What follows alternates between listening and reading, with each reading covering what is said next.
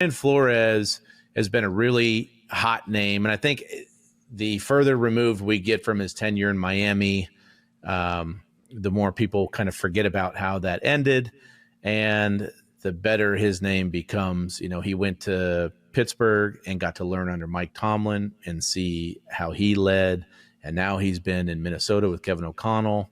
I think the interesting thing with Brian Flores, when I think about him and being able to play under him for a few years, is which version of Brian Flores are we getting? And in year one with Miami, take you back to that year, I mean, Miami got rid of every good player they had. And that was the jokingly called the tank for Tua year.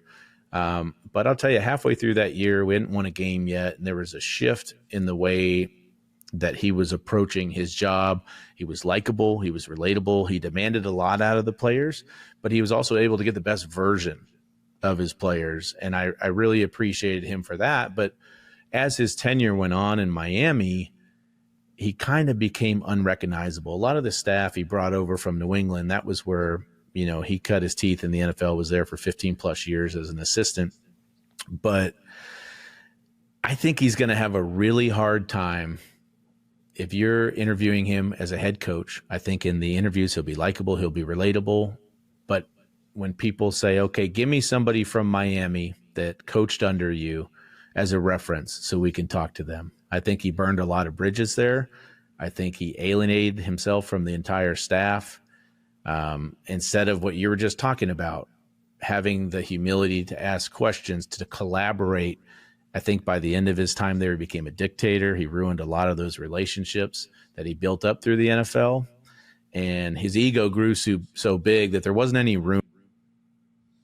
All right, so that was Fitz's comments on Brian Flores. Not necessarily, you know, some good stuff, but also obviously the stuff towards the end not so ideal. Matt, what was the walking it back that was said? Brian Fitzpatrick responded to that video that was put out on Twitter and said, would love for anyone interested to listen to the whole conversation that Whit and I had.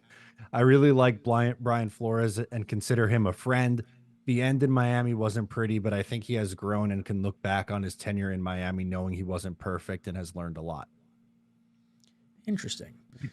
Which is one of the positives of hiring a head coach, you know, that was a head coach and has some time between the two. You know what I mean? Because you learn, you look back and you second guess. Like, that's the whole problem. Like when you watch a Robert Saleh in year 3 or year 4, and he's just standing there on the sideline and we're losing, but there's nothing happening. You get like stuck. You get, you know, you in your ideas, you don't know how to fix it.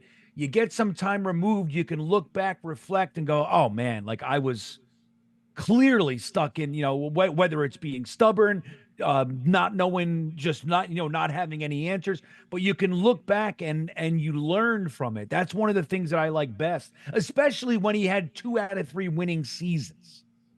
You know what I mean? 100%. What's up, guys? Matt O'Leary from Talkin' Jets. If you liked that video, please make sure to subscribe and follow for more New York Jets content.